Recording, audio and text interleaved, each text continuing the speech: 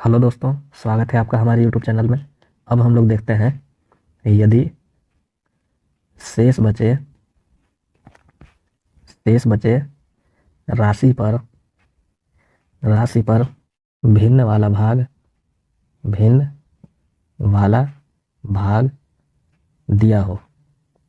तो दोस्तों, जब भी शेष बचे राशि पर भिन्न वाला भाग दिया रहेगा तो उसके लिए एक फॉर्मूला होता है, आप याद कर लीजिए।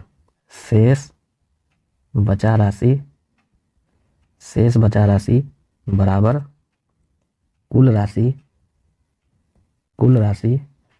1 minus F1 1 minus F2 1 minus F3, ये डॉट डॉट चलता रहेगा। इसको दोस्तों आप लोग याद कर लीजिए। शेष बचे राशि पर भिन्न वाला भाग निकालने के लिए एग्जामिनेशन में बहुत क्वेश्चन पूछे जाते हैं। जहाँ F1 F2 F3 क्या है मैं लिख देता हूँ। जहाँ F1 F2 F3 ये भिन्न वाला भाग होगा, भिन्न वाला भाग है। अब दोस्तों इस पे हम लोग एक क्वेश्चन देखते हैं। क्वेश्चन है, एक व्यक्ति अपने आय का 3/8 भाग भोजन एवं शिक्षा पर खर्च करता है। पुनः शेष बचे राशि का 2/5 भाग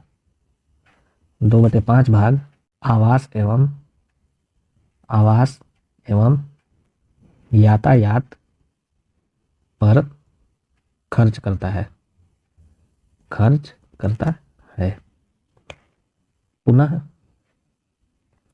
शेष बचे राशि का 7/11 भाग अन्य मदों में खर्च कर देता है।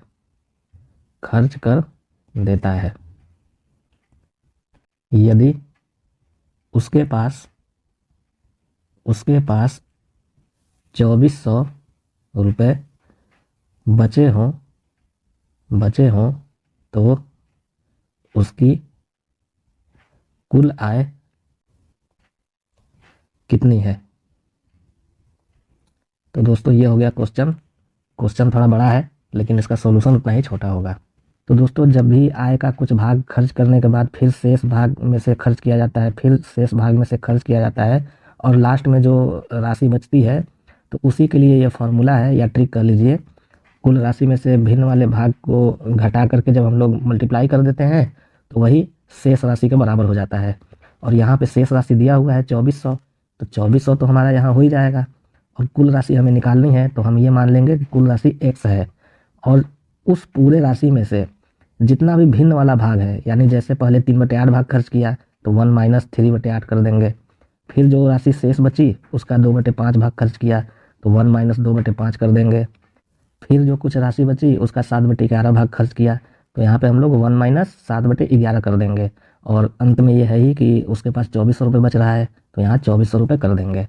तो दोस्तों इसका हम लोग सोल्यूशन करते हैं। तो ये हो जाएगा शेष बची राशि यानी 2400 बराबर कुल राशि, यानी कुल राशि हम लोग x मान लेंगे।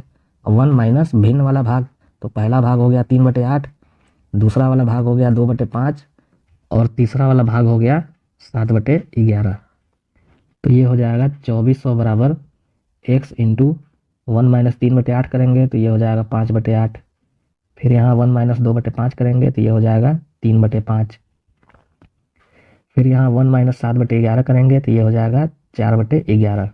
अब 5 से 5 कैंसिल हो गया, और यहाँ 3 से जब 4 में हम लोग गुणा करेंगे तो ये हो जाएगा 12, और 12 से 24 में जब हम लोग डिवाइड करेंगे तो ये हो जाएगा 200। तो ये हो जाएगा 3 चौके 12 और 12 दूनी 2400। और यहाँ 8 इंटू 11 का मतलब हो जाएगा 88, और 88 से 200 में मल्टीप्लाई कर देंगे 3 गुणा तो ये हो जाएगा 17,600, और x बराबर हो जाएगा 17,600, और ये हो जाएगी कुल आमदनी जो हो जाएगा आंसर।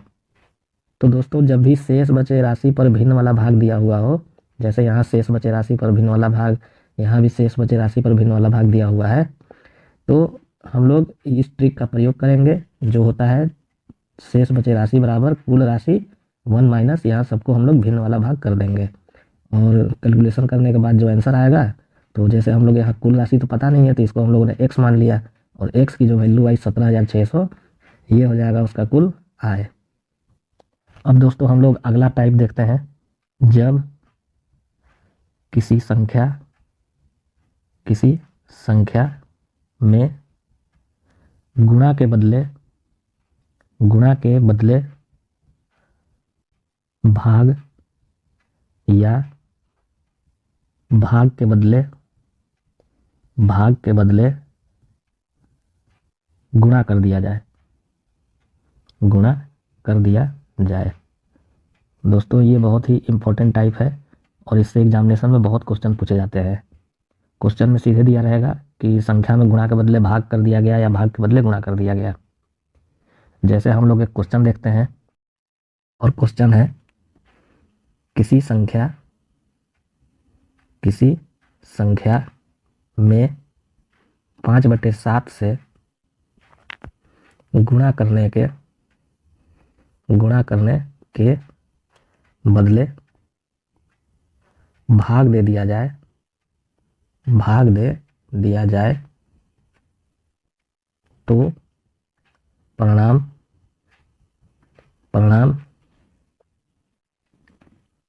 72 अधिक प्राप्त होता है। 72 अधिक प्राप्त होता है। तो वह संख्या ज्ञात कीजिए। तो इसका हम लोग सॉल्यूशन देखते हैं। तो दोस्तों इस क्वेश्चन को हम लोग ट्रिक से भी करेंगे, लेकिन मैं इसको सबसे पहले बेसिक मेथड भी बता दूं। तो हम लोग सबसे पहले ये मान लेंगे कि जो संख्या है वो x है। अब गुणा करने पर तो ये संख्या हो जाएगी 5/7x, लेकिन गुणा न करके उसके बदले भाग कर दिया जा रहा है। तो भाग देने पे कितना हो जाएगा? भाग देने पर x/5/7 हो जाएगा, और 7 ऊपर चला जाएगा तो ये हो जाएगा 7x/5। दोस्तों इसको एक बार फिर से समझते हैं कि संख्या तो हमें पता नहीं है, संख्या को हम लोगों ने मान लिया x, लेकिन क्वेश्चन में हम लोग देखते हैं कि गुणा तो करना था, लेकिन गुणा नहीं करके उसके बदले भाग दे दिया गया। तो जब गुणा करना था तो ये हो गया 5/7x, लेकिन गुणा तो किया नहीं गया, अब गलती से तो भाग दे दिया गया। तो जब भाग दिया गया तो x में 5/7 से ये भाग हो गया, तो ये हो गया 7x/5। अब है कि परिणाम 72 अधिक प्राप्त हो रहा है, यानी ये जो वैल्यू है 7x/5, ये 5/7x से ये 72 ज़्यादा प्राप्त हो रही है, या आप इन दोनों का अंतर भी 72 कह सकते हैं। तो ये हो जाएगा according to question 7x/5 minus 5/7x बराबर ये हो जाएगा 72। अब दोस्तों 5 और 7 का एलसीएम ले लेंगे, तो ये हो जाएगा 35, और 5 7 35, तो ये हो जाएगा 7 7 49x माइनस 7 5 35 और 5 5 25x बराबर 72। अब 49 में से 25 माइनस हुआ तो ये हो जाएगा 24x, और तिर्यक गुणा करेंगे तो ये हो जाएगा 35 × 72। 24 से 72 3 बार में डिवाइड हो जाएगा, तो 35 क्या ही हो गया 105। तो x बराबर मिला 105, ये हो जाएगी संख्या, और यही हो जाएगा आंसर। लेकिन दोस्तों एग्जामिनेशन में अगर आपके पास इतना समय ना हो तो मैं आपको एक ट्रिक बता रहा हूँ। इस ट्रिक पे बहुत क्वेश्चन एग्जामिनेशन में पूछे जाते हैं, और ट्रिक है संख्या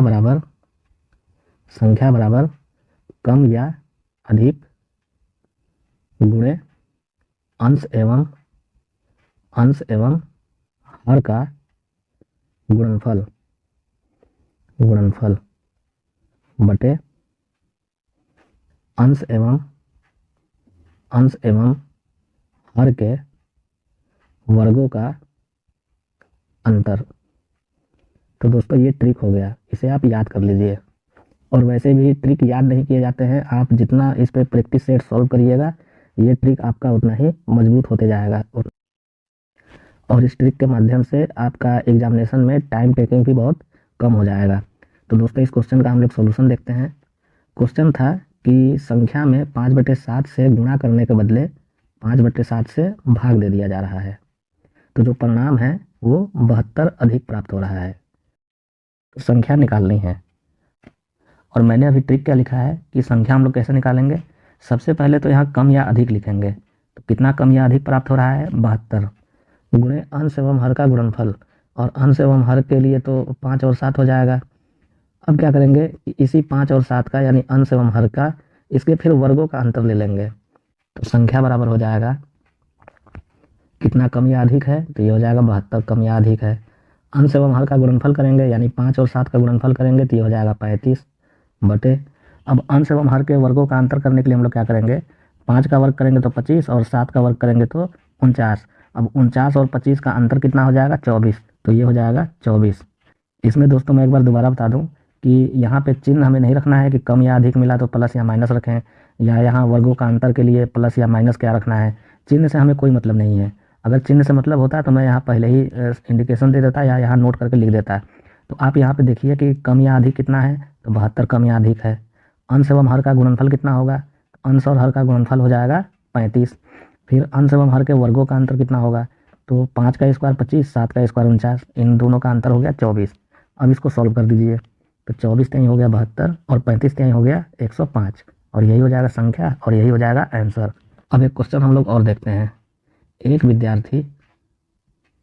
विद्यार्थी को किसी संख्या में 3/4 से गुणा करने के लिए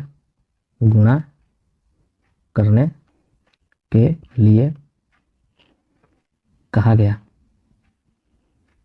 लेकिन उसने भूलवश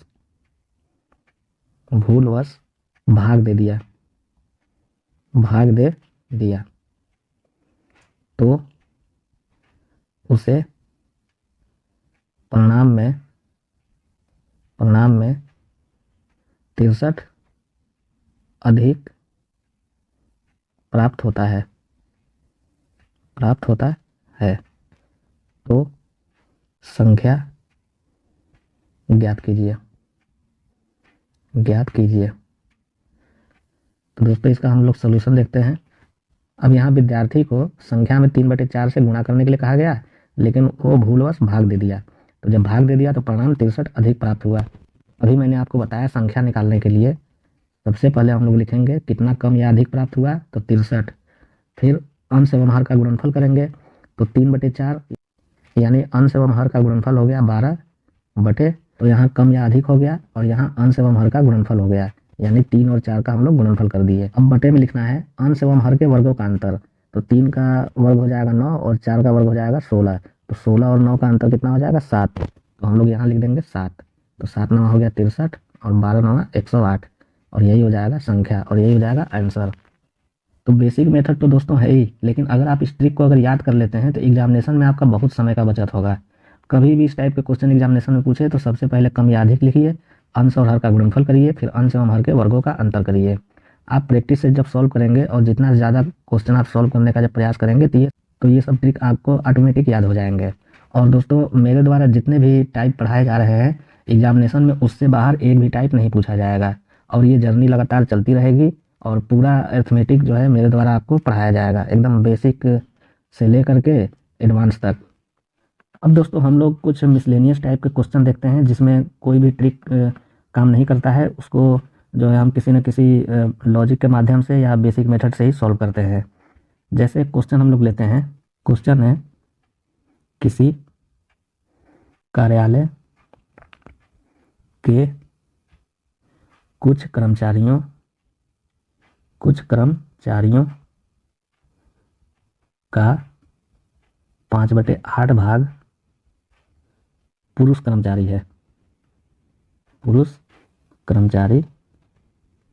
है तथा शेष महिलाएं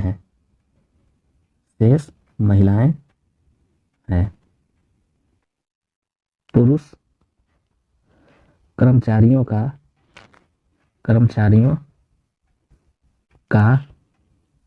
4/5 भाग स्नातक है, जबकि महिला कर्मचारियों का 2/3 भाग स्नातक है। स्नातक पुरुष कर्मचारियों का 1/2 भाग ऑफिसर है, जबकि महिला कर्मचारियों का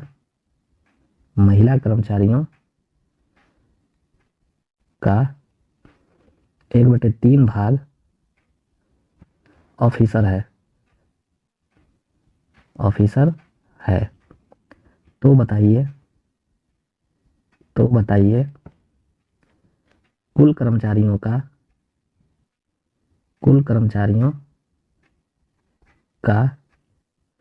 कितना भाग ऑफिसर है।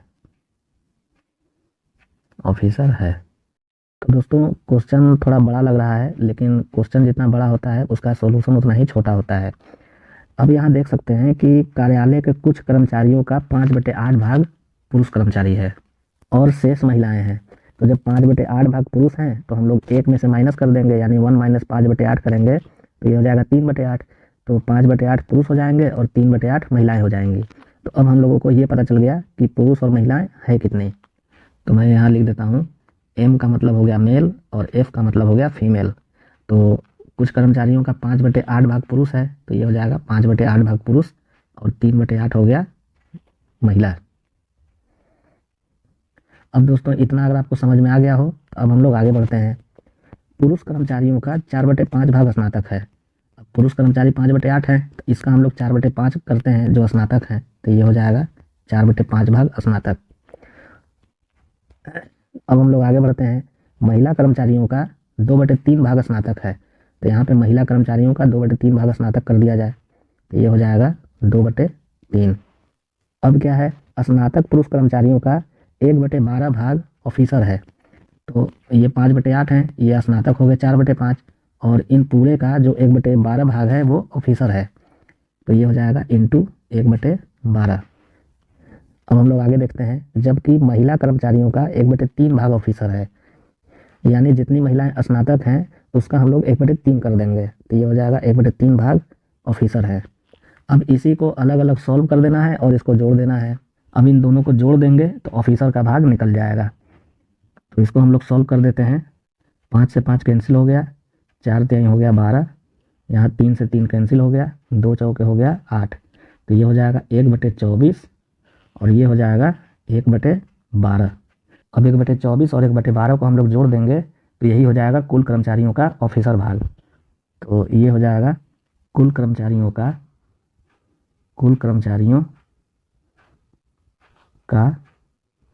ऑफिसर भाग बराबर 1/24 प्लस 1/12 और 12 और 24 का एलसीएम हो जाएगा 24, 24 एकम 24, 12 दूनी 24, ये हो जाएगा 3/24, 3 एकम 3, 3/24, ये हो गया 1/8 जो कुल कर्मचारियों का ऑफिसर भाग है और यही हो जाएगा आंसर। अब दोस्तों एक क्वेश्चन हम लोग और देखते हैं। ये सब ऐसे क्वेश्चन है जिसपे कोई ट्रिक काम नहीं आता है, केवल लॉजिक काम आता है। क्वेश्चन है, एक रेलगाड़ी स्टेशन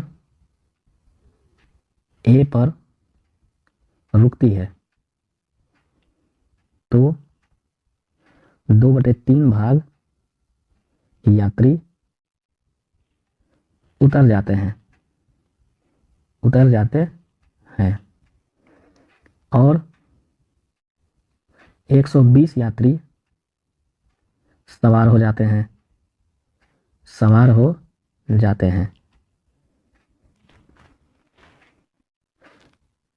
अगले स्टेशन पर 1/2 यात्री उतर जाते हैं और 200 यात्री सवार हो जाते हैं।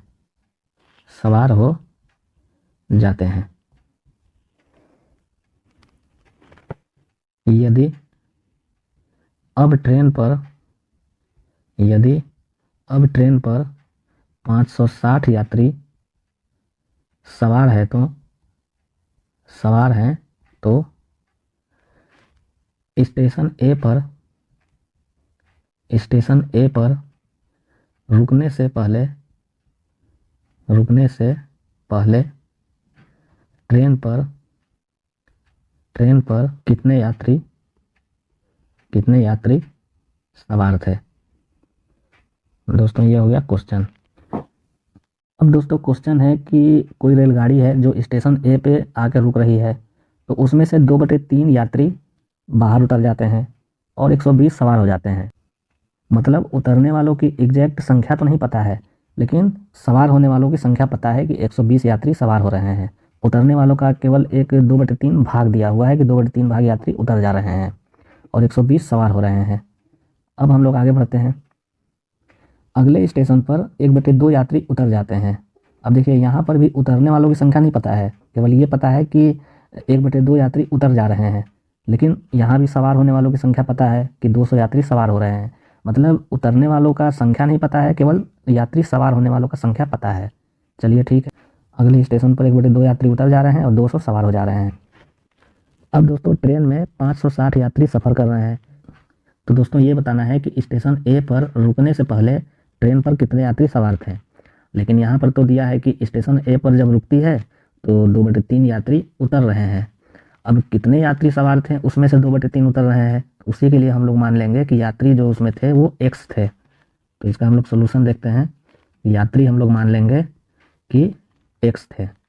अब इस पूरे यात्री में से 2/3 उतर गए, तो चलिए ठीक है 2/3 उतर गए तो x माइनस 2/3 हो गया। अब क्या है 120 यात्री सवार भी हो रहे हैं, तो यहाँ कुल यात्री में से 2/3 यात्री उतर गए और यहाँ 120 यात्री सवार हो गए।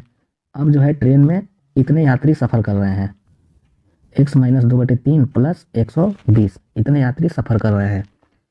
अब क्या है कि जब 120 यात्री सवार हो गए तो यहाँ 120 यात्री सवार हो गए और इतने यात्री सफ़र कर रहे हैं। अब क्या है अगले स्टेशन पर 1/2 यात्री उतर जाते हैं।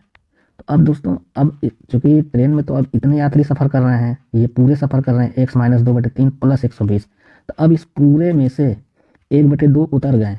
तो जब 1/2 उतर गए तो अब बचे कितने, यानी इस पूरे के 1/2 यात्री सवार हैं ट्रेन में। दोस्तों ये जो 1/2 है ये यात्रियों के उतरने के बाद ये सवार होने वालों की संख्या बता रहा है।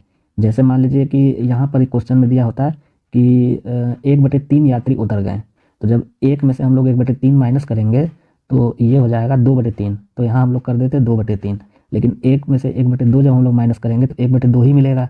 तो इसीलिए यहाँ पे 1/2 ये माइनस करके लिखा गया है, ना कि इस वाले 1/2 को लिखा गया है। इसका आपको ध्यान रखना है और यहीं पे कन्फ्यूजन पैदा होता है। तो दोस्तों ये जो 1/2 बता रहा है, जैसे यहाँ पे 1/2 यात्री उतर गए, तो जब 1/2 उतर गए तो ये 1/2 अभी उसमें बचे हुए हैं, ये वो वाले यात्रियों की संख्या बता रहा है। इस पूरे यात्री का यानी x माइनस 2/3 प्लस 120 जो ये सवार थे, इसमें से 1/2 लोगों के उतरने के बाद अभी ये 102 लोग ट्रेन में बचे हुए हैं, लेकिन अब इसमें भी 200 लोग सवार हो गए। तो अब ट्रेन में कुल यात्री 560 हो गए। इसी को सॉल्व करके x का मान निकाल देंगे और वही हो जाएगा आंसर। ये हो जाएगा x/3 प्लस 120 1/2 बराबर 200 को राइट हैंड साइड में भेज देंगे तो ये हो जाएगा 360। फिर हो जाएगा x/3 प्लस 120 और 2 का तिर्यक गुणा कर देंगे तो ये हो जाएगा 720। फिर हो जाएगा x/3 120 को राइट हैंड साइड में भेज देंगे तो ये हो जाएगा 600 और x बराबर हो गया 1800 और यही यात्रियों की संख्या हो जाएगी। तो दोस्तों इस टाइप के क्वेश्चन जब भी एग्जामिनेशन में पूछे जाते हैं तो उसके लिए एक इक्वेशन बना लिया जाता है और क्वेश्चन के अकॉर्डिंग सॉल्व करके जो पूछा जाता है उसकी संख्या निकाल ली जाती है। अब दोस्तों एक क्वेश्चन हम लोग और देखते हैं। क्वेश्चन है एक व्यक्ति अपनी संपत्ति का 3/8 भाग एवं 12,000 रुपया अपने पुत्रों को दे देता है। शेष बचे राशि का 2/3 भाग एवं 4,000 रुपया अपनी पत्नी को दे देता है।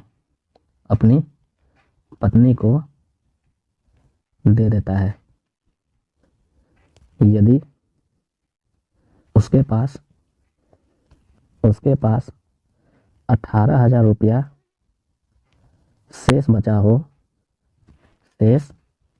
बचा हो तो कुल संपत्ति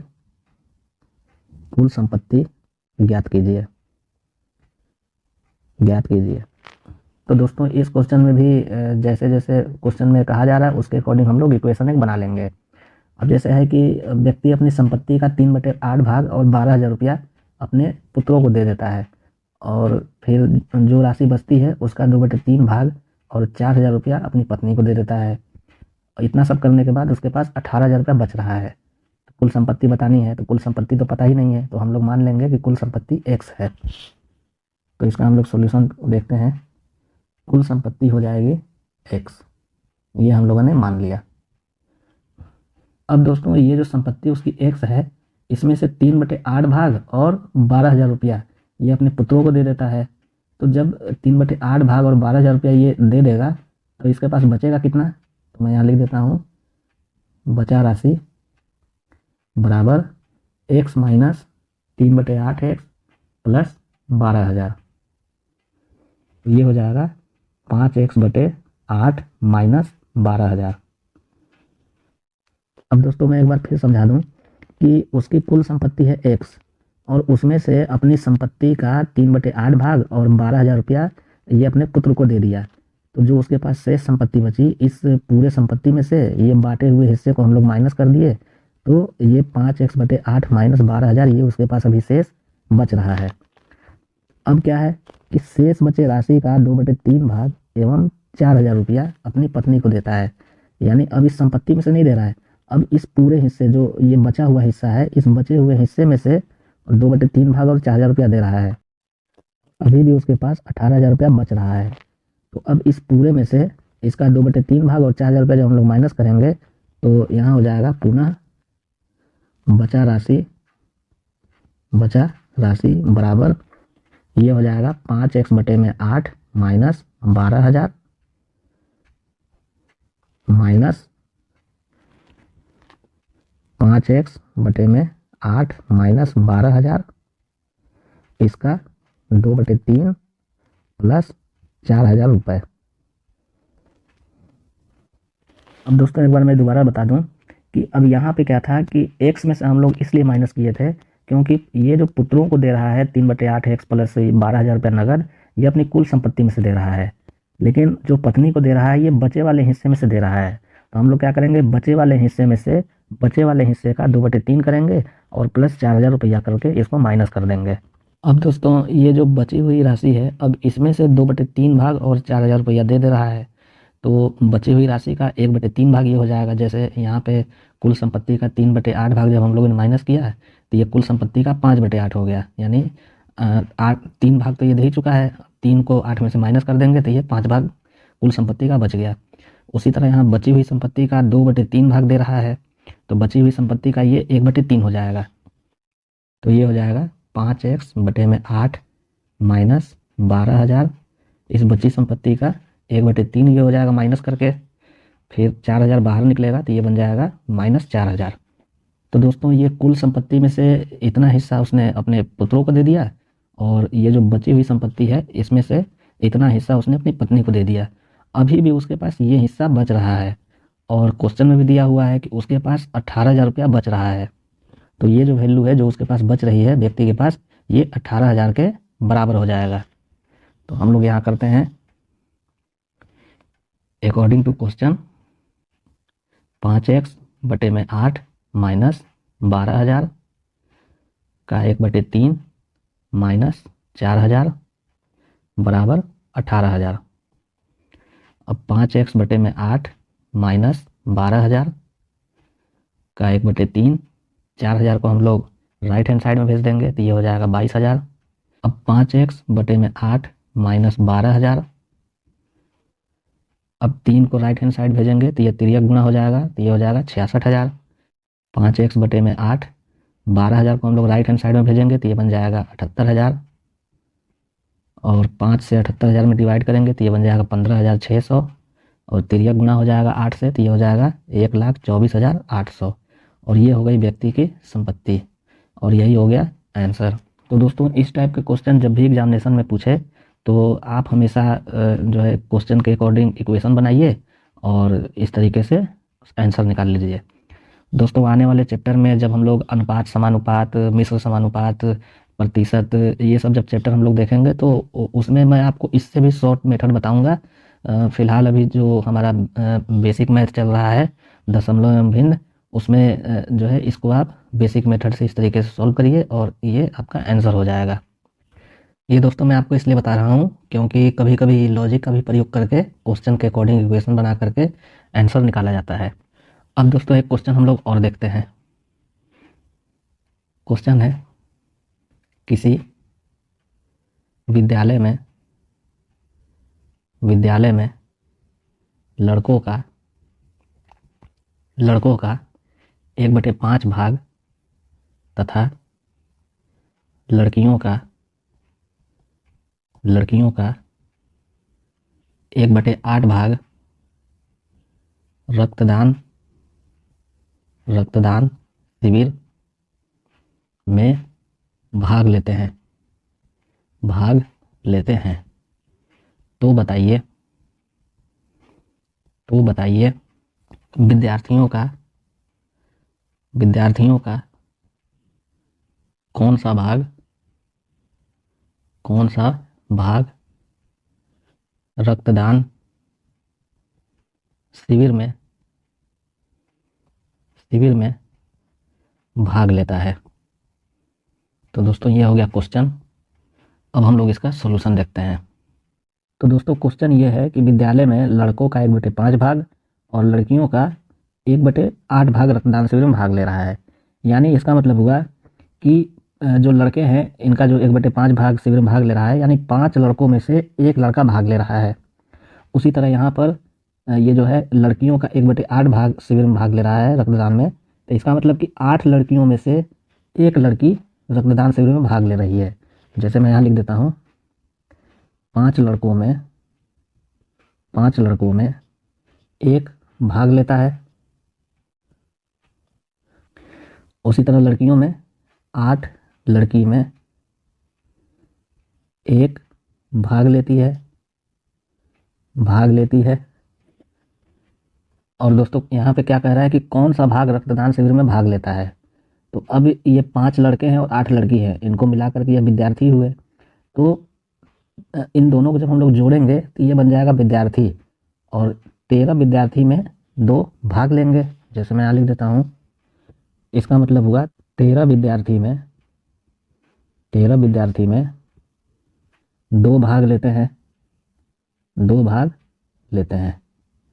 तो दोस्तों यहाँ क्वेश्चन में है कि विद्यार्थियों का कौन सा भाग रक्तदान शिविर में भाग लेता है। तो जब 13 विद्यार्थी में से 2 भाग लेता है, यानी एक विद्यार्थी में से 2/13 भाग लेगा, तो यहाँ हो जाएगा एक विद्यार्थी में 2/13 भाग रक्तदान शिविर में भाग ले रहा है, और यही हो जाएगा आंसर। तो दोस्तों कुछ क्वेश्चन ऐसे होते हैं कि वहाँ पर आपको सिर्फ लॉजिक का ही प्रयोग करना है। अब हम लोग अगला क्वेश्चन देखते हैं। किसी संख्या में 2 सही 1/2 जोड़कर प्राप्त योगफल में 3/8 से गुणा किया जाए और जो गुणनफल प्राप्त हो उसमें 5 जोड़ने पर 8 प्राप्त होता है तो संख्या ज्ञात कीजिए।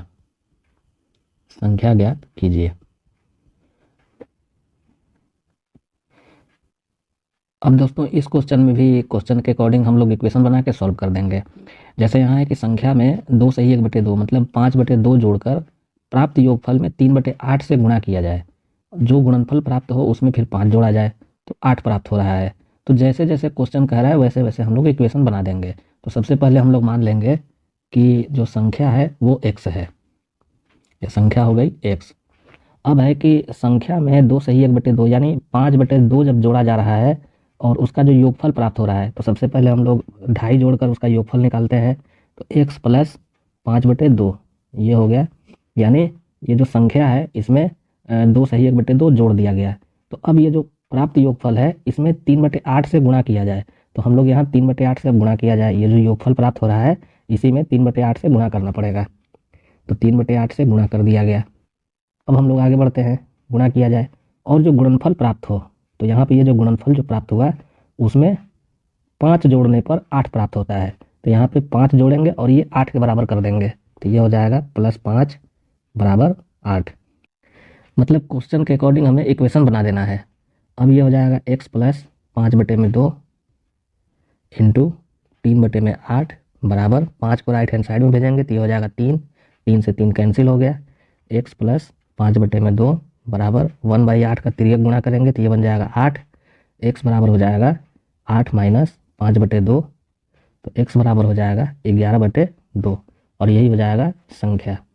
तो दोस्तों मेरे द्वारा आज आपको जो भी क्वेश्चन बताए गए वो किसी न किसी एग्जामिनेशन में पूछे गए हैं और जो भी बेसिक या ट्रिक बताया गया और जितने भी टाइप बताए गए इस टाइप से बाहर एक भी एग्जामिनेशन में क्वेश्चन नहीं पूछे जाएंगे, ये मेरी पूरी गारंटी है।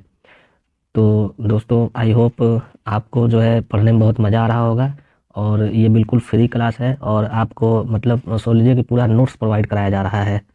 तो दोस्तों आज के टॉपिक में बस इतना ही। ऐसे ही जो है संपूर्ण नोट्स को पढ़ने के लिए और उसका पूरा ट्रिक और बेसिक जानने के लिए आप हमारे चैनल को लाइक करें, सब्सक्राइब करें और अपने दोस्तों के साथ शेयर करें। धन्यवाद।